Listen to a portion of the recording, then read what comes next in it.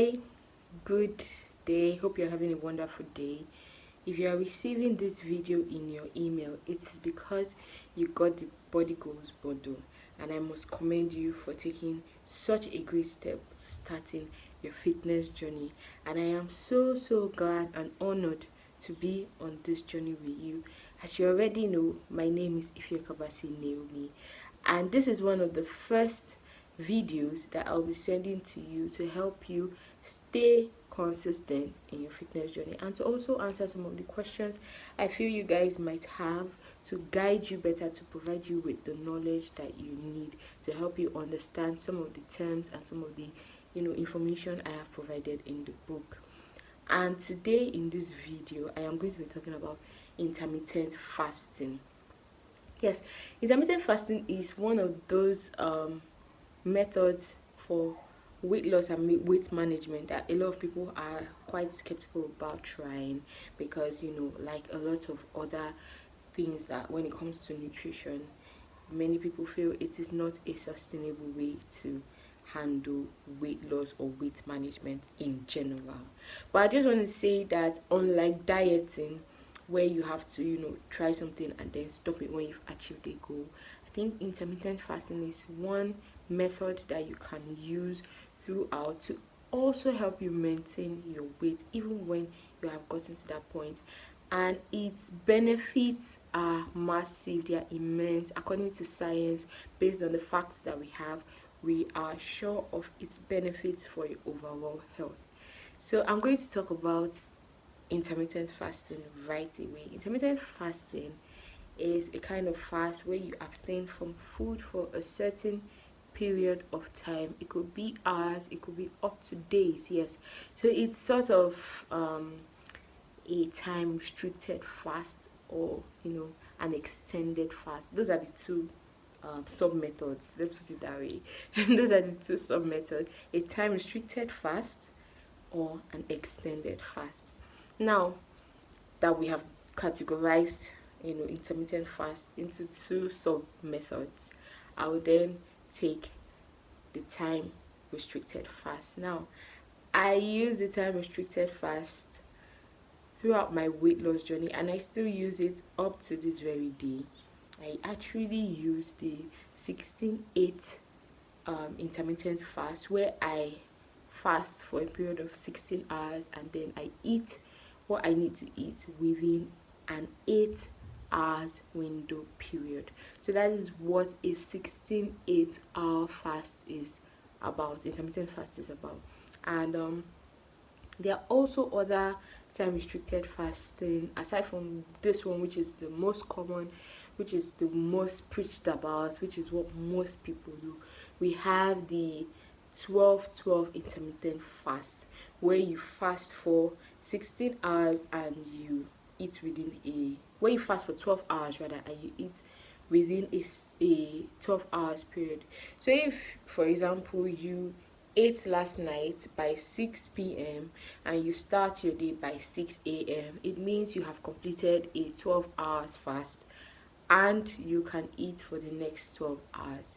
Now, this method is not so popular, but it's also a great method for you if you are just starting out at intermittent fasting, and if you're not really so particular about weight loss.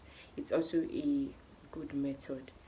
And if you are still concerned about weight loss but you don't like missing breakfast, you can still try this method.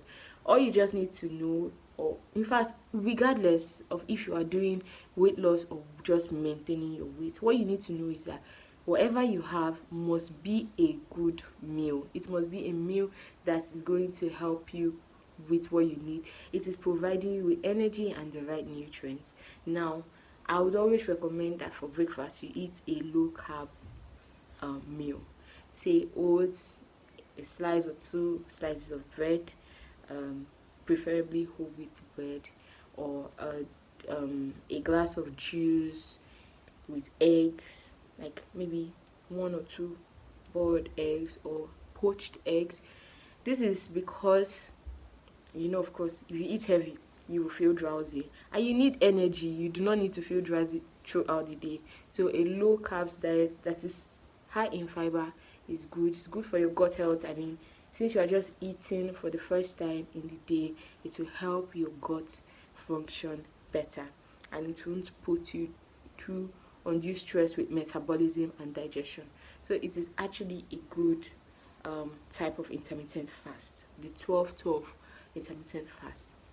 Now there's also another quite popular kind of intermittent fasting, which is the 24 intermittent fast, where you fast for 20 hours and you you have a window period where you can eat whatever you want to eat for the next 4 hours.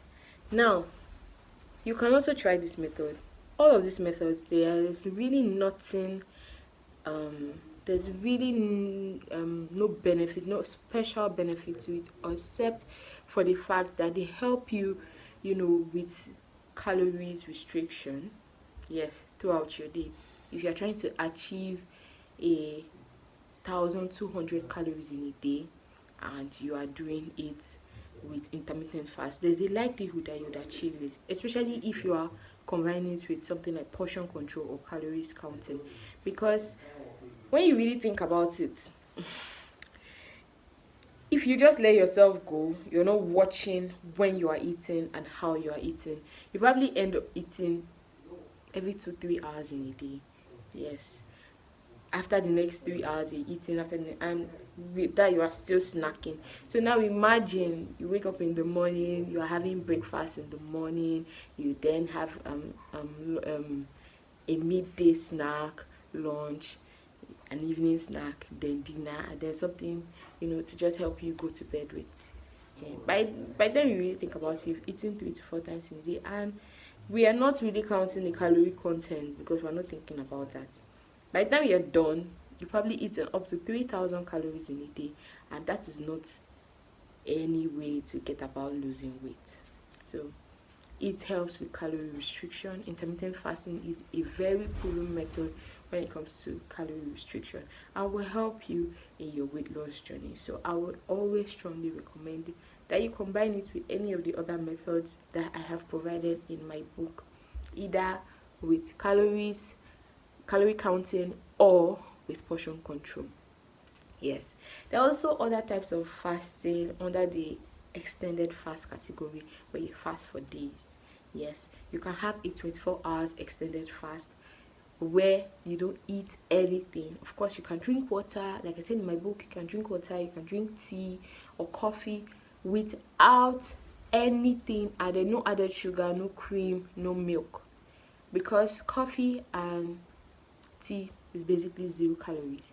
So if you are trying to achieve what you need to achieve with fasting, which is ketosis, you are denying your body of any form of calories for that period of time up until when you want to eat.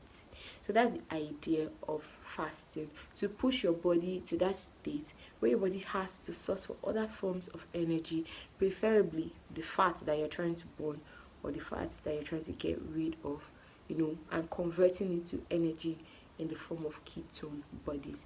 Now, science has shown us that one form of extended fast that is so helpful when it comes to, getting your body into ketosis, true ketosis, is a 3 days extended fast.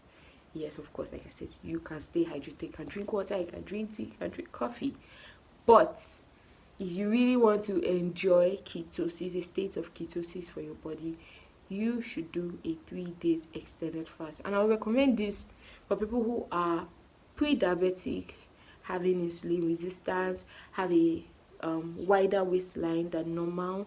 In my book, I mentioned what the normal should be and what is not normal. Yes.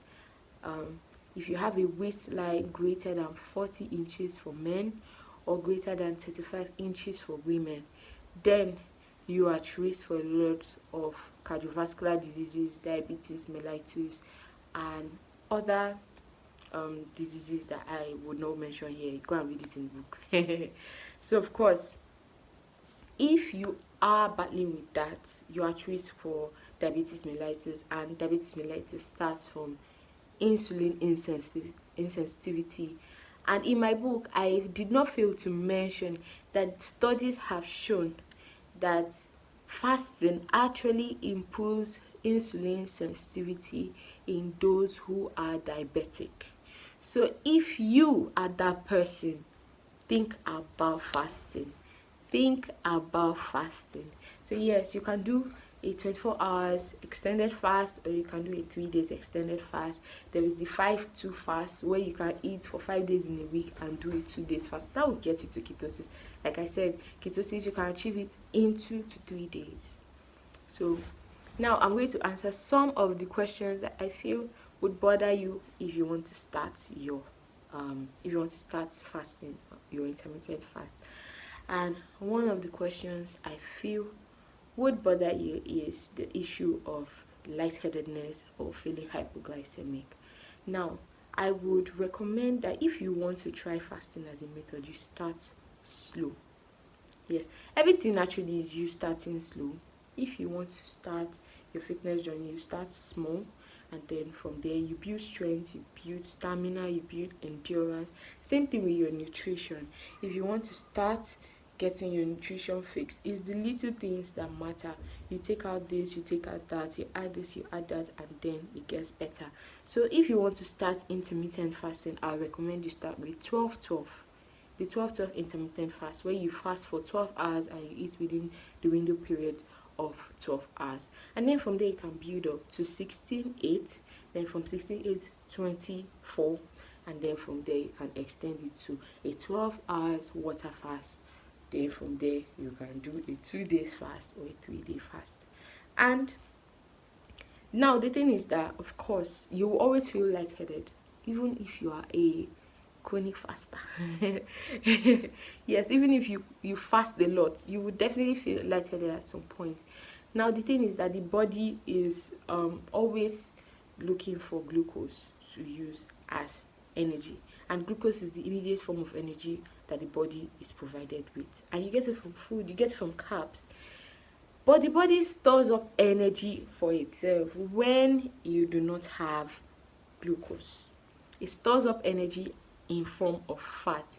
And now one of the ways you can burn fat is if you channel the body's processes into using fat instead for its metabolism, for doing the activities it needs to carry out in the body. So now when you fast, you burn fat. You get it? When you fast, you burn fat. So of course, there will be a transient period within your fast when you feel lightheaded, because the body is like asking for its immediate source. But if you do not provide it, it immediately gets the gist, it gets the information that, okay, let me source for energy from other places, and then it goes to fat stores and uses it to provide your body with the necessary energy it needs to carry out its activities. So that is what you need to understand, that you just need to wait a little bit longer, and then the hunger pangs will stop, the lightheadedness will stop, the hypoglycemia will stop. Of course, start small so that you can win your body into it. You can train your body, train the hormones that regulate hunger, that regulate glucose metabolism, fat metabolism. They now learn, okay, yeah, this is what I need to do when this happens. This is how the body needs to act so that I don't feel this way. So it's all about relearning, rewiring, and retraining your body to understand these processes and go right into it.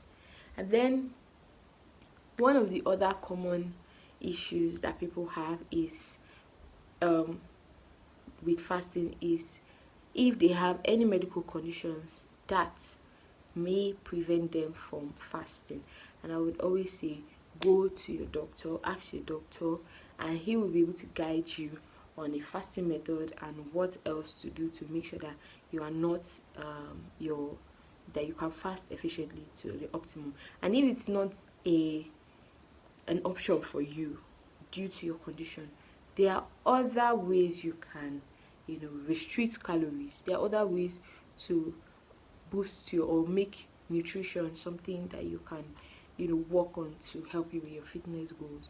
We have calorie counting, we have the almighty Ubunge portion control, which I really talked about in my book because of I used it and it worked for me. I know I'm all about really recommending things that really really work and are very sustainable.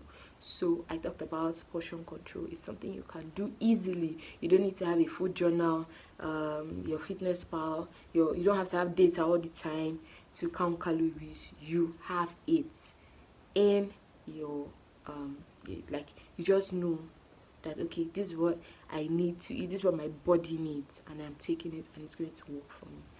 So we've come to the end of this video, and like I said, it's the first of a series of videos that will help you in your weight loss journey. Next time we will be talking about repositioning your mental state so that you can get yourself mentally prepared for your weight loss journey, because that is another thing that is a roadblock to people achieving their journey, them achieving the best out of their fitness journey. So we're going to be talking about that before we now go right into exercises, because that's like 20% of the whole deal. You know what I always say, 80% of it is in your mind and in your nutrition, and 20% is fitness, is exercising, is working out. So let us get these areas right before we now go right into exercising. Thank you very much once again for getting the book. Please read it. It has so much value to give to you. So read it and enjoy. Thank you very much. I'll see you next time.